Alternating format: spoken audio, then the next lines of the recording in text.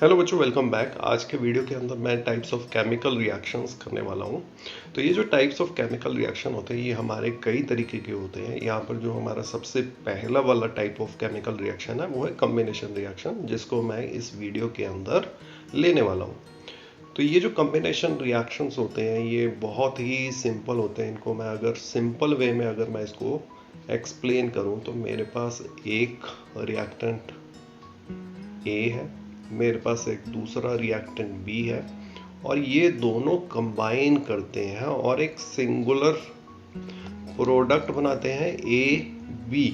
ठीक है, ये सिंगल प्रोडक्ट बनता है दो रिएक्टेंट से जुड़कर, इसलिए हम इसको कॉम्बिनेशन रिएक्शन भी बोलते हैं। तो यहाँ पर ये हमारी एक एक्टिविटी दे रखी है, इस एक्टिविटी के ऊपर हमें ध्यान देना है।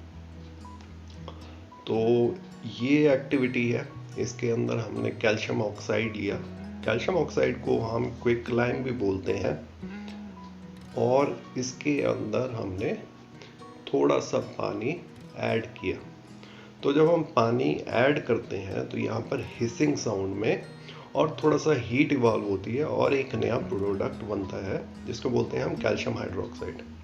अब याद करने वाली बात ये है कि यहाँ पर ये कैल्शियम ऑक्साइड को हम क्विकलाइम बोलते हैं, और यहाँ पर ये हमारा जो प्रोडक्ट है, रिजल्टेंट प्रोडक्ट, वो कैल्शियम हाइड्रोक्साइड है जो स्लेक लाइम है। इन दोनों के नाम जरूर याद रखिएगा, बिकॉज ये आपको प्री बोर्ड्स एमसीक्यू के में आ सकते हैं। अब हम इसकी डेफिनेशन देख लेते हैं। तो इस डेफिनेशन के अंदर हमारा जो कैल्शियम हाइड्रोक्साइड है और वाटर रिएक्ट कर रहा है, तो इस रिएक्शन को हम एक बार समझ लेते हैं। तो ये यहाँ नीचे ही इसकी डेफिनेशन दे रखी है।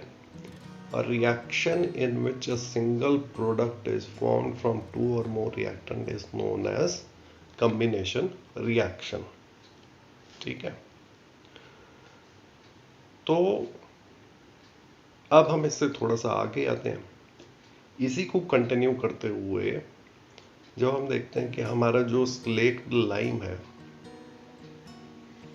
स्लेक लाइम जो है वो हमारा वाइट वॉशिंग के लिए यूज होता है, और जो कैल्शियम हाइड्रोक्साइड है, कुछ दिनों के बाद कैल्शियम ऑक्साइड जो है वो हमारा कार्बन डाइऑक्साइड के साथ रिएक्ट करके एक थिन लेयर बनाता है कैल्शियम कार्बोनेट की, जो थोड़ी सी शाइनी होती है। इसलिए कोई भी वाइट वॉश करने वाला कोई पर्सन आता है हमारे घर में, तो वाइट वॉशिंग के बाद बोलता है कि सर 2-3 दिन के बाद देखिएगा यहाँ पर शाइन आ जाएगी। रीज़न यही है कि हमारा जो कैल्शियम हाइड्रोक्साइड है वो कार्बन डाइऑक्साइड के साथ रिएक्ट करके कैल्शियम कार्बोनेट बनाता है। ठीक है, तो ये जो येलो बॉक्स है और इससे पहले जो हमने जो रिएक्शन हमने कवर की, ये कॉम्बिनेशन रिएक्शन का बहुत ही इंपॉर्टेंट पार्ट है, इनको अच्छी तरीके से याद रखिएगा। चलिए कॉम्बिनेशन रिएक्शन के एक दो और एग्जांपल्स मैं देख लेता हूँ। सबसे पहले बर्निंग ऑफ कोल। तो कार्बन जो है, कोल जो है वो हमारा कार्बन का एक एग्जांपल है। अगर मुझे कार्बन को डिनोट करना है तो मैं सिर्फ सी लिखूंगा, और वो सॉलिड स्टेट में होता है। जब वो एटमॉस्फेयर में बर्न होता है तो वो ऑक्सीजन के साथ रिएक्ट करके कार्बन डाइऑक्साइड बनाता है, और वो गैसीय स्टेट में होती है। फिर उसके बाद हमारा